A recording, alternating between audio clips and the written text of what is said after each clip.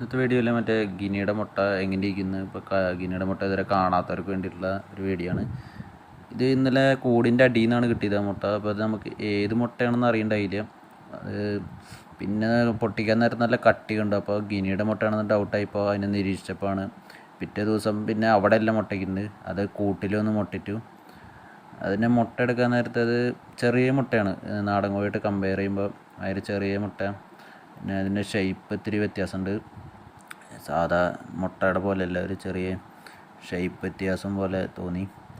അത് കമ്പയർ ചെയ്ത് കാണിച്ചു തരാം. നാടൻ കോഴിയുടെ മുട്ടയായിട്ട് കമ്പയർ ചെയ്യുമ്പോൾ ഇത് ഒരു BV3 കോഴിയുടെ മുട്ടയാണ്. അത്യാവശ്യം വലിയ മുട്ടയാണ്. എല്ലാ മുട്ടയും കമ്പയർ ചെയ്യുമ്പോൾ ഏറ്റവും വലിയ മുട്ട അതാണ്. പിന്നെ നാടൻ കോഴിയുടെ മുട്ട, അത് ഗിനിയേക്കാൾ കമ്പയർ ചെയ്യുമ്പോൾ വലിയ മുട്ടയാണ്. ഒരു വൈറ്റ് കളറാണ്, ചിലതിന് ബ്രൗൺ കളർ ഉണ്ടാവും. ഇതാണ് ഗിനിയുടെ മുട്ട.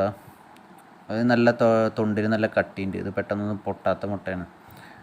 ഇപ്പോൾ ബാക്കിയുള്ള മുട്ട നിലത്ത് വീണാലും പൊട്ടും, ഇത് അങ്ങനെ പെട്ടെന്ന് പൊട്ടില്ല. തൊണ്ടിന് അത്യാവശ്യം കട്ടിയുണ്ട്.